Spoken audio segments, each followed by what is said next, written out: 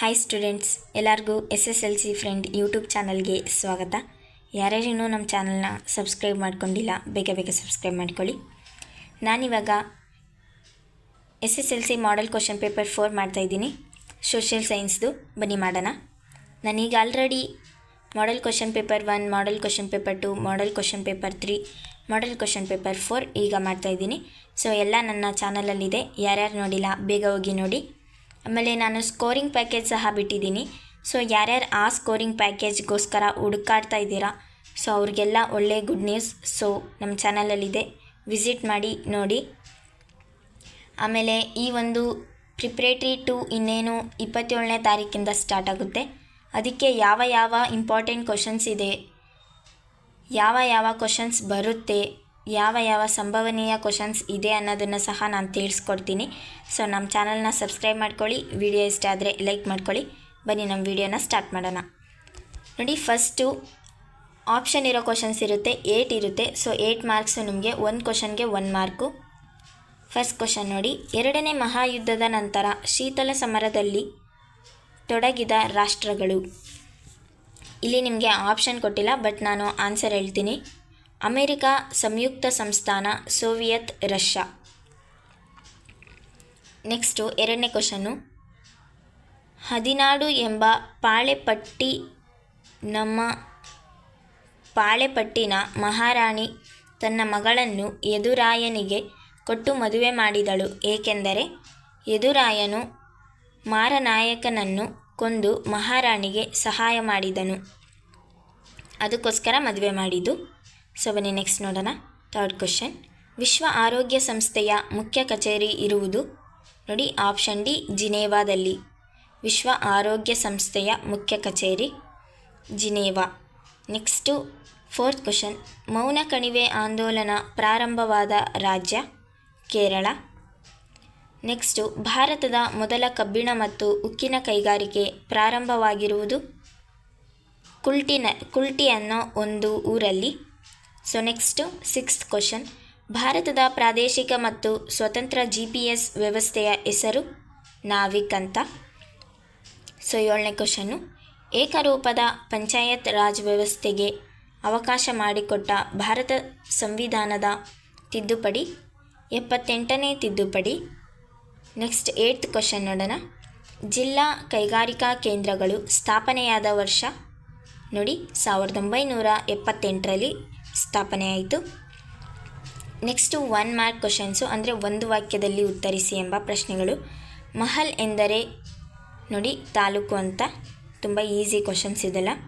So ನೋಡ್ಕೊಳ್ಳಿ. ನಮ್ಮ ಚಾನಲ್ನ ಸಬ್ಸ್ಕ್ರೈಬ್ ಮಾಡ್ಕೊಂಡಿಲ್ಲ ಅಂದರೆ ಮಾಡ್ಕೊಳ್ಳಿ, ವಿಡಿಯೋ ಇಷ್ಟ ಆದರೆ ಲೈಕ್ ಮಾಡ್ಕೊಳ್ಳಿ.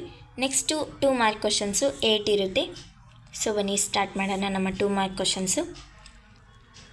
ಲೂಥರ್ ಗುಲಿಕ್ರ POSDCORB ದೃಷ್ಟಿಕೋನದ ಪ್ರಕಾರ ಸಾರ್ವಜನಿಕ ಆಡಳಿತದ ವ್ಯಾಪ್ತಿಯನ್ನು ವಿವರಿಸಿ.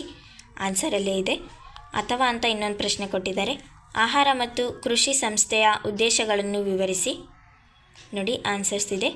ವರದಕ್ಷಿಣೆ ಪಿಡುಗನ್ನು ಹೇಗೆ ನಿವಾರಿಸಬಹುದು. ಆನ್ಸರ್ ಅಲ್ಲೇ ಇದೆ, ನೋಡ್ಕೊಳ್ಳಿ. ಇನ್ನೊಂದು ಅಥವಾ ಅಂತ ಇನ್ನೊಂದು ಪ್ರಶ್ನೆ ಕೊಟ್ಟಿದ್ದಾರೆ. ಸಾಮಾಜಿಕ ಸ್ತರವಿನ್ಯಾಸವು ಕಾಲದಿಂದ ಕಾಲಕ್ಕೆ ಹಾಗೂ ದೇಶದಿಂದ ದೇಶಕ್ಕೆ ಹೇಗೆ ಭಿನ್ನವಾಗಿದೆ. ನೋಡಿ, ಉತ್ತರ ಅಲ್ಲೇ ಇದೆ. 3ನೇ ಆಂಗ್ಲೋ ಮರಾಠ ಯುದ್ಧವು ಮರಾಠರ ಅವನತಿಗೆ ಕಾರಣವಾಯಿತು, ಈ ಹೇಳಿಕೆಯನ್ನು ಸಮರ್ಥಿಸಿ. ನೋಡಿ, ನೆಕ್ಸ್ಟು ರಾಜ್ಯ ಪುನರ್ವಿಂಗಡನಾ ಆಯೋಗದ ಅಧ್ಯಕ್ಷರು ಮತ್ತು ಸದಸ್ಯರನ್ನು ಹೆಸರಿಸಿ. ಸೊ ಅಧ್ಯಕ್ಷರು ಫಜಲ್ ಅಲಿ ಆಗಿದ್ದರು, ಸದಸ್ಯರುಗಳನ್ನು ಕೆಳಗಡೆ ಕೊಟ್ಟಿದ್ದಾರೆ ನೋಡಿ. ನೆಕ್ಸ್ಟ್, ಭಾರತದಲ್ಲಿ ಬೆಳೆ ಮಾದರಿಯನ್ನು ಪ್ರಭಾವಿಸುವ ನೈಸರ್ಗಿಕ ಮತ್ತು ಸಾಮಾಜಿಕ ಅಂಶಗಳನ್ನು ತಿಳಿಸಿ. ನೋಡಿ, ಆನ್ಸರ್ಸ್ ಇದೆ. ವಿಡಿಯೋನೆಲ್ಲೂ ಸ್ಕಿಪ್ ಮಾಡಬೇಡಿ, ಮಧ್ಯದಲ್ಲಿ ನಾನು ಇಂಪಾರ್ಟೆಂಟ್ ಕ್ವಶನ್ಸ್ನ ಹೇಳ್ತೀನಿ. ನಿಮಗೆ ಒಂದು ಸ್ಟಡಿ ಟಿಪ್ಸ್ನೂ ಸಹ ನಾನು ಮಧ್ಯ ವಿಡಿಯೋದಲ್ಲಿ ಕೊಡ್ತಾ ಇರ್ತೀನಿ. ಸೊ ಪೂರ್ತಿ ವಿಡಿಯೋನ ನೋಡಿ. ನೆಕ್ಸ್ಟ್, ಮಳೆ ನೀರು ಕೊಯ್ಲಿನ ಪ್ರಾಮುಖ್ಯತೆಯನ್ನು ವಿವರಿಸಿ.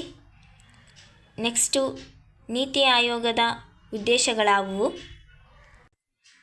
ಬನ್ನಿ ನೆಕ್ಸ್ಟ್ ನೋಡೋಣ.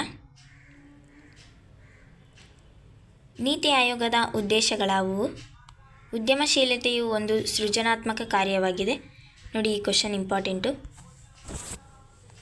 ಉದ್ಯಮಶೀಲತೆ ಒಂದು ಸೃಜನಾತ್ಮಕ ಕಾರ್ಯವಾಗಿದೆ. ತುಂಬ ವರ್ಷ ರಿಪೀಟ್ ಆಗಿದೆ ಕ್ವಶನ್ನು, ಲಾಸ್ಟ್ ಇಯರ್ ಸಹ ಬಂದಿತ್ತು. ಸೊ ನೋಡಿ, ನೆಕ್ಸ್ಟ್ 3 ಮಾರ್ಕ್ ಕ್ವಶನ್ಸು 9 ಇದೆ. ಡಚ್ಚರ ವಿರುದ್ಧದ ಮಾರ್ತಾಂಡವರ್ಮನ ಹೋರಾಟವನ್ನು ವಿವರಿಸಿ. ಅದಕ್ಕೆ ಅಥವಾ ಅಂತ ಇನ್ನೊಂದು ಪ್ರಶ್ನೆ ಕೊಟ್ಟಿದ್ದಾರೆ. ಭಾರತದಲ್ಲಿ ಬ್ರಿಟಿಷ್ ಶಿಕ್ಷಣದಿಂದ ಉಂಟಾದ ಪರಿಣಾಮಗಳನ್ನು ವಿವರಿಸಿ. ಸೊ ನೋಡಿ, ಡಚ್ಚರ ವಿರುದ್ಧದ ಮಾರ್ತಾಂಡವರ್ಮದು ಇದೊಂದೇ ಪ್ರಶ್ನೆ ಬರೋದು. ಸೊ ಅದೊಂದನ್ನು ಓದ್ಕೊಳ್ಳಿ. ನೆಕ್ಸ್ಟು ಈ ಕ್ವಶನ್ ತುಂಬ ಇಂಪಾರ್ಟೆಂಟ್. ನೀವು ಆ ಕ್ವಶನ್ ಬಿಟ್ಟರೂ ಸಹ ಈ ಕ್ವಶನ್ ಬಿಡಬೇಡಿ. ಇದು 3 ಮಾರ್ಕ್ಸ್ಗೆ ಇಂಪಾರ್ಟೆಂಟ್ ಕ್ವಶನು. ಬಿಕಾಸ್ ಬ್ರಿಟಿಷರ ಶಿಕ್ಷಣದಿಂದ ನಮ್ಮ ಒಂದು ಭಾರತದಲ್ಲಿ ಏನೇನು ಬದಲಾವಣೆ ಆಯಿತು ಅಂತ. ಸೊ ನೋಡಿ, ನೆಕ್ಸ್ಟು 26th ಕ್ವಶನು, ಪ್ರವಾಹದಿಂದ ಉಂಟಾಗುವ ಪರಿಣಾಮಗಳು. ಸೊ ಯಾವುದೇ ಒಂದು ಕೆಡುಗಾದರೂ, ಇವಾಗ ಬಿರುಗಾಳಿ, ಪ್ರವಾಹ, ಚಂಡಮಾರುತ, ಇದೆಲ್ಲದಕ್ಕೂ ಒಂದೇ ಪರಿಣಾಮ, ಒಂದೇ ಕಾರಣಗಳನ್ನ ಹುಡ್ಕೊಳ್ಳಿ. ಸೊ ಪರಿಣಾಮ ಅಂದ ತಕ್ಷಣ ನಿಮಗೆ ಗೊತ್ತೇ ಇದೆ, ಆಸ್ತಿ ಪಾಸ್ತಿ ಹಾನಿಯಾಗುತ್ತೆ, ಆಮೇಲೆ ಜನರ ಜೀವ ಹೋಗುತ್ತೆ, ಬೆಳೆ ನಾಶ, ಇದೇ ರೀತಿ ದೂರ ಸಂಪರ್ಕ, ಆಮೇಲೆ ವಿದ್ಯುತ್ತು, ನೀರಿನ ಸೌಲಭ್ಯ, ಸಾರಿಗೆ ಸೌಲಭ್ಯ ಎಲ್ಲ ಒಂದು ರೀತಿ ಹಾಳಾಗೋದು, ಆಮೇಲೆ ಗಿಡ ಮರಗಳು ಹಾಳಾಗೋದು, ಪಕ್ಷಿಗಳು, ಪ್ರಾಣಿಗಳು, ಇದೇ ರೀತಿ ಜನರ ಜೀವನ ಹೋಗೋದು, ಈ ರೀತಿ ಎಲ್ಲ ಪರಿಣಾಮಗಳು ಎಲ್ಲದಕ್ಕೂ ಸೂಟ್ ಆಗೋ ಥರ ಪರಿಣಾಮಗಳನ್ನ ಓದ್ಕೊಳ್ಳಿ. ಅದನ್ನೇ ಬರೆದ್ಬಿಡಿ, ಫುಲ್ ಮಾರ್ಕ್ಸ್ ಸಿಗುತ್ತೆ. ನೆಕ್ಸ್ಟು ಅದಕ್ಕೆ ಇನ್ನೊಂದು ಕ್ವಶನ್ ಕೊಟ್ಟಿದ್ದಾರೆ ಆಪ್ಷನಲ್ಲು, ಭಾರತದಲ್ಲಿ ರಸ್ತೆಗಳ ಪ್ರಾಮುಖ್ಯತೆ ಏನು? ಸೊ ನೀವು ಓನಾಗಿ ಬರಿಬೋದು ಇದನ್ನು. ನೀವು ಓನಾಗಿ ಬರೆಯೋಕ್ಕಾಗಿಲ್ಲ ಅಂದರೆ ಓದ್ಕೊಳ್ಳಿ. ಸೊ ಇದು ಇಂಪಾರ್ಟೆಂಟ್ ಕ್ವಶನು, ತುಂಬ ವರ್ಷ ರಿಪೀಟ್ ಆಗಿದೆ. ನೆಕ್ಸ್ಟ್, ಅಂಚೆ ಕಚೇರಿಗಳು ಹಲವಾರು ಹಣಕಾಸು ಸೇವೆಗಳನ್ನು ಒದಗಿಸುತ್ತವೆ, ವಿವರಿಸಿ. ಈ ಪಾಠದಲ್ಲಿ ಬ್ಯಾಂಕ್ಗಳಿಂದ ಆಗೋ ಅನುಕೂಲ, ಬ್ಯಾಂಕ್ನ ಅನುಕೂಲ ಓದ್ಕೊಳ್ಳಿ ಸಾಕು ಈ ಪಾಠದಲ್ಲಿ. ಸೊ ಅದೇ ನಿಮಗೆ ತುಂಬ ಸಾರಿ ರಿಪೀಟ್ ಆಗಿರೋ ಕ್ವಶನು. ಮತ್ತು ಲಾಸ್ಟ್ ಇಯರ್ ಫೈನಲ್ ಎಕ್ಸಾಮಲ್ಲೂ ಸಹ ಬಂದಿತ್ತು, ಪ್ರಿಪ್ರೇಟ್ರಿಗಳಲ್ಲಂತೂ ಬರ್ತಾನೆ ಇರುತ್ತೆ ಆ ಪ್ರಶ್ನೆ. ಸೊ ಬ್ಯಾಂಕ್ಗಳ ಕಾರ್ಯಗಳನ್ನು ಓದ್ಕೊಳ್ಳಿ ಸಾಕು. ಬನ್ನಿ ನೆಕ್ಸ್ಟ್ ನೋಡೋಣ. ಸ್ವಯಂ ಉದ್ಯೋಗ ಪ್ರಾರಂಭಿಸಲು ಉದ್ಯಮಿಗಳಿಗೆ ಹಲವಾರು ಹಣಕಾಸು ಸಂಸ್ಥೆಗಳು ಸಾಲ ನೀಡುತ್ತವೆ, ವಿವರಿಸಿ. ನೋಡಿ, ನೆಕ್ಸ್ಟು ಸಾರ್ವಜನಿಕ ಹಣಕಾಸು ಮತ್ತು ವೈಯಕ್ತಿಕ ಹಣಕಾಸು ವ್ಯತ್ಯಾಸ ಕೇಳಿದ್ದಾರೆ. ಅಥವಾ ಅಂತ ಇನ್ನೊಂದು ಪ್ರಶ್ನೆ ಕೇಳಿದ್ದಾರೆ. ಅಧಿಕಾರ ವಿಕೇಂದ್ರೀಕರಣವು ಗಾಂಧೀಜಿಯವರ ಗ್ರಾಮ ಸ್ವರಾಜ್ಯ ಕಲ್ಪನೆಯನ್ನು ಎತ್ತಿ ಹಿಡಿಯುತ್ತದೆ, ಹೇಗೆ? ಆನ್ಸರ್ ಅಲ್ಲೇ ಇದೆ ನೋಡಿ. ನೆಕ್ಸ್ಟ್, ಅಲಿಗರ್ ಚಳವಳಿಯ ಉದ್ದೇಶಗಳನ್ನು ತಿಳಿಸಿ. ನೆಕ್ಸ್ಟ್ ನೋಡಿ, ಈ ಪ್ರಶ್ನೆ ಇಂಪಾರ್ಟೆಂಟ್. ನೀವೇನು 30th ಕ್ವಶನ್ ನೋಡ್ತಿದ್ದೀರಲ್ಲ, ಇದು ತುಂಬ ಇಂಪಾರ್ಟೆಂಟ್, 4 ಮಾರ್ಕ್ಗೆ ಬರುತ್ತೆ. ಅಥವಾ ಈ ಸಾರಿ ನಿಮಗೆ 3 ಮಾರ್ಕ್ ಕೊಟ್ಟಿದ್ದಾರೆ, ಬಟ್ 4 ಮಾರ್ಕ್ಗೆ ಇದು ಬರೋದು. ಸೊ ಭಾರತದ ಪ್ರಥಮ ಸ್ವಾತಂತ್ರ್ಯ ಸಂಗ್ರಾಮವು ಹಲವು ಕಾರಣಗಳಿಂದ ವಿಫಲವಾಗಿತ್ತು. ಸ್ವಾತಂತ್ರ್ಯ ಸಂಗ್ರಾಮ ವಿಫಲಕ್ಕೆ ಕಾರಣಗಳೇನು ಅಂತ ಕೇಳಿದ್ದಾರೆ. ಕಾರಣಗಳು ಇಲ್ಲಿ ಕೆಳಗಡೆ ಇದೆ ನೋಡ್ಕೊಳ್ಳಿ. ನೆಕ್ಸ್ಟ್, ವಿದೇಶಾಂಗ ನೀತಿಯ ಮೂಲತತ್ವಗಳನ್ನು ವಿವರಿಸಿ. ನಿರುದ್ಯೋಗಕ್ಕೆ ಕಾರಣಗಳು, ಇದನ್ನು ಸಹ ಓನಾಗಿ ಬರಿಬೋದು, 3 ಮಾರ್ಕ್ ಕೊಟ್ಟಿದ್ದಾರೆ ನೋಡಿ. ನಿಮಗೆ ಗೊತ್ತು, ಜನಸಂಖ್ಯೆಯಿಂದನೇ ಅರ್ಧ ನಮಗೆ ನಿರುದ್ಯೋಗ ಇರೋದು. ಸೊ ಅದೊಂದು ಓನಾಗಿ ನಿಮಗೆ ಯಾವ್ಯಾವ ಒಂದು ಐಡಿಯಾಸ್ ಬರುತ್ತೆ ಅದನ್ನೆಲ್ಲ ನೀವು ಬರೆದ್ಬಿಡಿ. ಸೊ ನೆಕ್ಸ್ಟು, ನಿತ್ಯ ಹರಿದ್ವರ್ಣದ ಕಾಡುಗಳು ಮತ್ತು ಮಾನ್ಸೂನ್ ಕಾಡುಗಳ ನಡುವಿನ ವ್ಯತ್ಯಾಸ ಕೇಳಿದ್ದಾರೆ. ನೆಕ್ಸ್ಟು 4 ಮಾರ್ಕ್ ಕ್ವಶನ್ ನೋಡೋಣ ಬನ್ನಿ. ಕಿತ್ತೂರಿನ ಸ್ವಾತಂತ್ರ್ಯ ಹೋರಾಟದಲ್ಲಿ ಸಂಗೊಳ್ಳಿ ರಾಯಣ್ಣನ ಪಾತ್ರ, ಇದು ಇಂಪಾರ್ಟೆಂಟು. So important. ಬನ್ನಿ ನೆಕ್ಸ್ಟ್ ನೋಡೋಣ.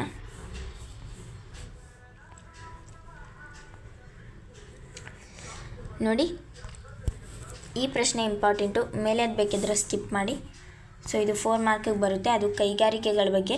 ನೋಡಿ, ಕೈಗಾರಿಕೆಗಳು ಕೆಲವೇ ಪ್ರದೇಶಗಳಲ್ಲಿ ಇವೆ. ಯಾಕಂದರೆ ಕಚ್ಚಾ ವಸ್ತುಗಳು ಎಲ್ಲ ಪ್ರದೇಶಗಳಲ್ಲಿ ಸಿಗಲ್ಲ. ಆಮೇಲೆ ಶಕ್ತಿ ಸಂಪನ್ಮೂಲಗಳು, ಮಾರುಕಟ್ಟೆ, ಸಂಚಾರ ಸೌಲಭ್ಯ, ಕಾರ್ಮಿಕರ ಪೂರೈಕೆ, ಬಂದರುಗಳ ಸೌಲಭ್ಯ, ಕಡಿಮೆ ದರದ ಭೂಮಿ ದೊರೆಯುವಿಕೆ, ತಾಂತ್ರಿಕತೆ, ಸರ್ಕಾರದ ನೀತಿ ನಿಯಮಗಳು, ಇದೆಲ್ಲ ಅವೈಲೇಬಲ್ ಇರೋ ಪ್ಲೇಸಸಲ್ಲಿ ಮಾತ್ರನೇ ಒಂದು ಕೈಗಾರಿಕೆಗಳನ್ನು ಸೃಷ್ಟಿ ಮಾಡೋಕ್ಕಾಗೋದು.